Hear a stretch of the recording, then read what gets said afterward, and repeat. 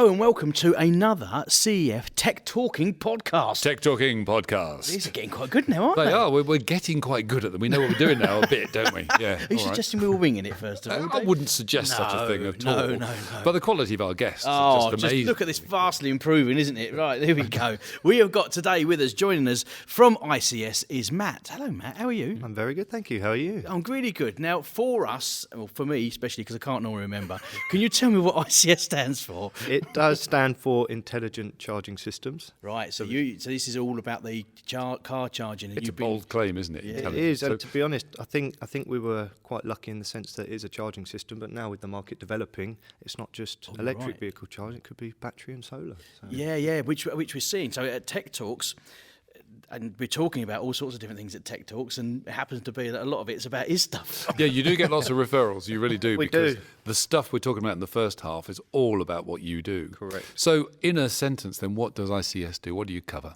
So we're a manufacturer of electric vehicle charging points, at the moment covering the AC range.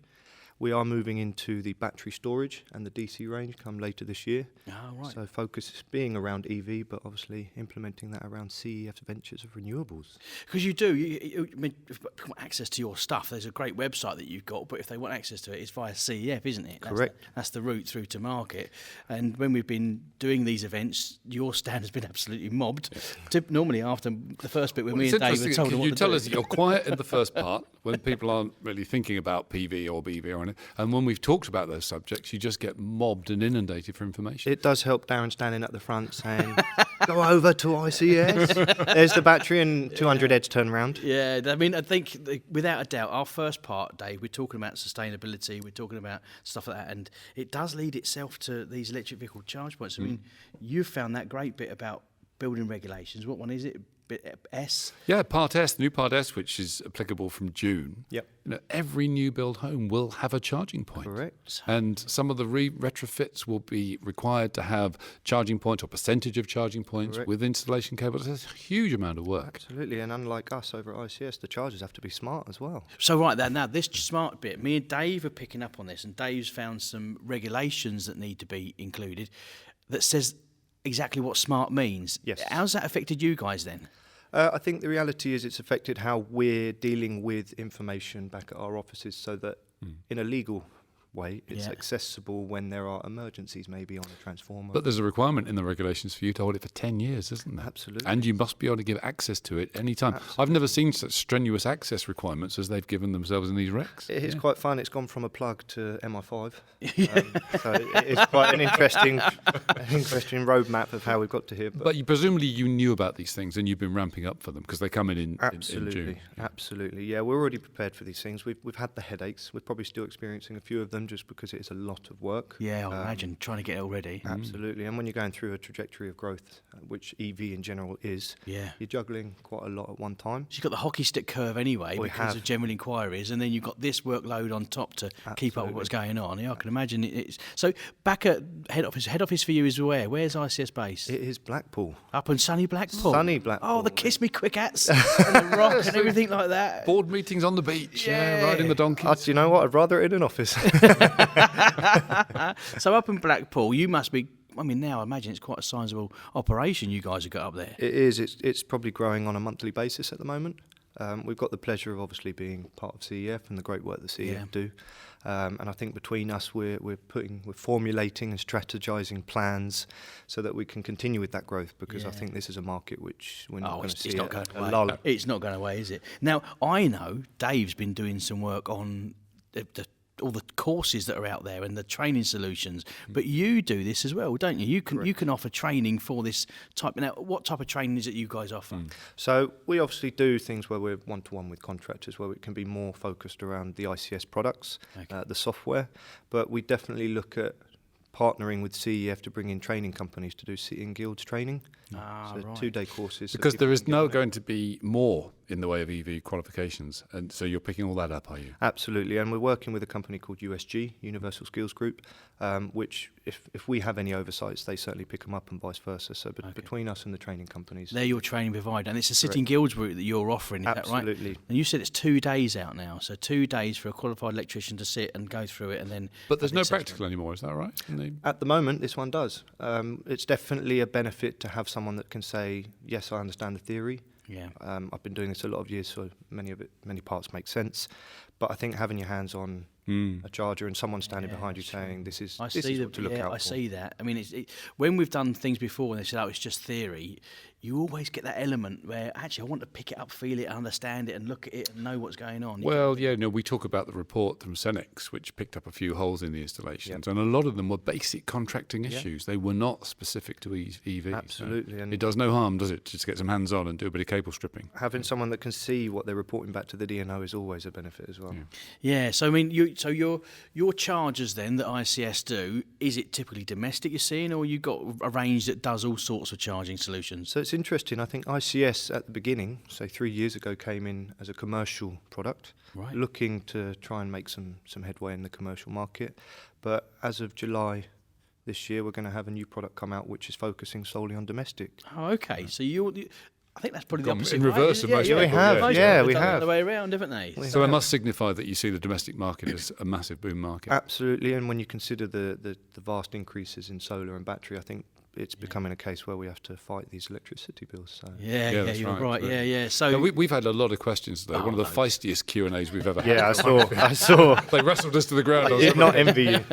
But there seemed to be this big sort of pushback to say that this is taking the load off the grid. We shouldn't be doing. What's your feeling about and there were mentions of trip hazards as well on charging cables. So what are the solutions are you looking at in terms of that? What about inductive? How's that going? So I think the government and the IET in themselves have already helped us start with that. Obviously, looking at putting smart chargers in so that people schedule their charging times, trying to take the strain off of the grid through periods of the day where we might be doing quite a lot at home. Yeah, we're seeing that. Well, the regulations specify that they should be preset to off-peak charging, which is easy to change, but that's how they come. Which is great because it's all hand in hand, really. If you're looking at getting the biggest load of your home, which is the car, charged at the cheapest time of the days, it's also tackling those electricity. Yeah, I mean, the only thing I will say about this, and don't think I'm being sceptical, all right? So the only thing I'll say about this, right? So if I plug my electric vehicle in and I want to charge it from free energy, I want to take advantage of the PV array and charge it off that because it's free.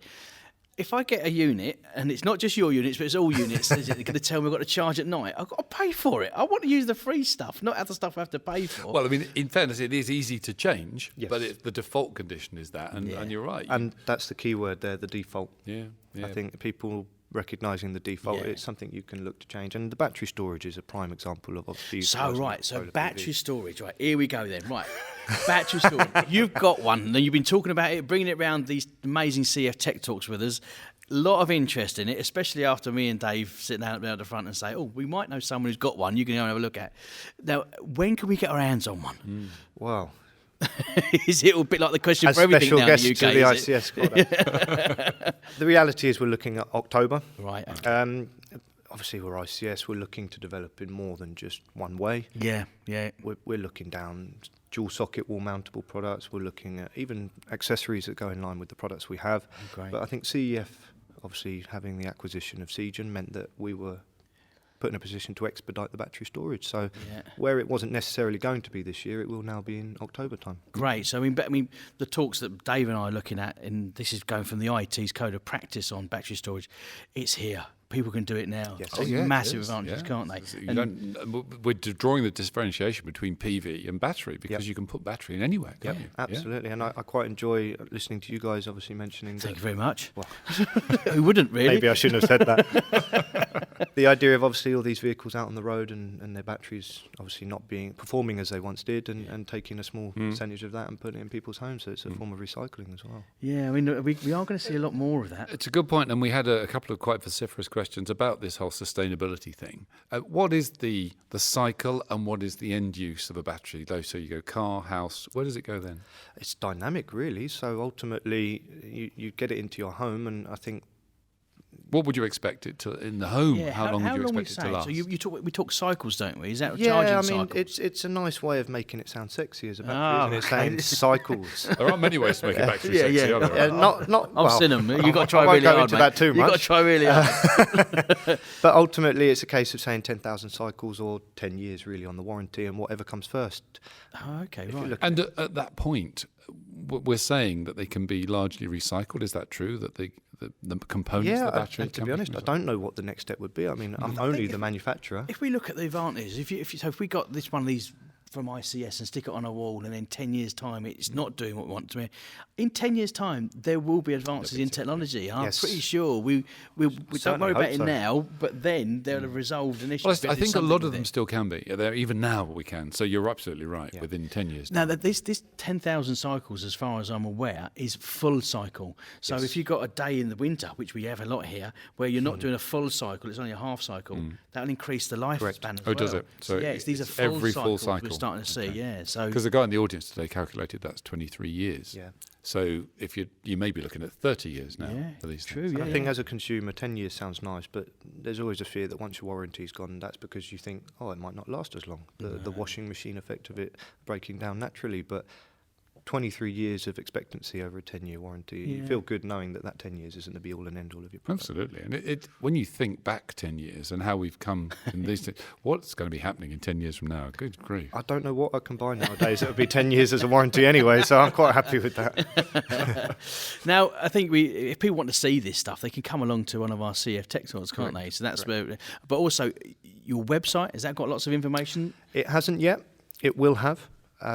With it being an expedited product, we've basically flown stuff in for you guys so that we can have these sexy batteries on show. To talk about the conversations, then get them going. Yeah, absolutely. Get the juices flowing. He's working hard at getting the battery sexy. Yeah. I know. You can try as hard as you want. It ain't going to happen. I'm mate. wondering if we can wrap them. It's a battery. That's all it is. Isn't it? Let's face it. But they are going to be out there. I think they're fit for everyone at the minute, aren't they? So the contractors we've been talking to, Dave. When we get the chances to break, which isn't very often in the Tech Talk, they always come up and asking loads about the batteries, aren't they? About what they can do, where they can get them from, how many can they fit, where do they fit them. And we raise lots of questions because we go through the code of practice. But in fact, it's a relatively straightforward installation, isn't it? With the kit that you provide, the contractor can put it in. We've raised lots of questions in the mind. Where should they be? Is there a fire risk? All that stuff. But that's just to raise the awareness. Of course. And I think you do right by doing that, because I think one of the first points on your presentation is about loft installations. Yeah, we do talk about where you can put them. And again, this comes from the IT code of practice. Not I'm looking to swerve it, but it's there, mate. No, it is. Not us. We agreed when we were looking at putting the talks together. We said we're going to go through these because people need to look at them, but we know that they're, by and large, there's only one or two solutions they'll ever really go for. Very much so. And there's always that double-edged sword of, the inverter's likely to be in the loft. That's so maybe right. the battery should be there. But if you don't, what are you you've got the ranges in temperatures. I mean, the outside one's the good one. Can your bit of kit go outside? It is IP65 rated. Right, okay. So we do say that it can. But further on into the presentations, we talk about trying to get everything as close together to the origin. So up in the loft there, you've now got the selectivity of protective devices issue. So all sorts of issues are arisen by that. The closer you can get to the origin, the better it's going to be. Yeah, absolutely. And obviously with it being a DC, your voltage loss. You do get, I mean, we've seen lots of mention about DC, aren't we? every bit of today has been, well, we're doing this. Oh, you could do it DC. Well, we're doing this. That could happen with DC as well. I think we're going to see a lot more DC. Yes. When you look at the logic, I mean, we poke a bit of fun at the fact that, you go through the power conversion equipment, you go AC, DC. Yep. It's a waste of time when you can run everything off DC because you basically do anyway. Now, what we need to have a regulation set that is based around DC cables. Hold on a minute. We had that, didn't we? Back in 1882, wasn't it? Didn't it include an awful lot of that? So, we're back to square one again. Here we go. We are getting whispers from the IET that there'll be a lot about that in Amendment 3. It is quite fun for us as a manufacturer, because I think sometimes we find out after you guys. Yeah. We come along to these tech talks to find out. That's what we need to hear. Now, we do know a problem with this is going to be we need to get the other manufacturers to start to include DC as part of their thinking as well. So we get the guys from iCS to do their bit. We get them guys over over there to do their bit, bring it all together for the electrician. That job's a good, Dave. Job's good. Plug and play. We'll get there. We'll get there. Plug and play. get there. Take the afternoon off. Absolutely right. Lovely. Okay, right. Thank you very much for joining us, Matt. It's been fantastic to see what iCS does and how they're doing it, and have a little bit of a look into the future as well. Thank you for sponsoring us and coming along to our Tech Talks. Our pleasure. Your support has been absolutely brilliant through these, and you're one of our busiest stand, and for the right reasons. And thank you everyone else for listening. This has been another CEF Tech Talking podcast, and it's been brilliant. Thank you for listening. We'll hope to see you again soon. And until then, stay safe. Bye-bye. Bye-bye. Bye-bye.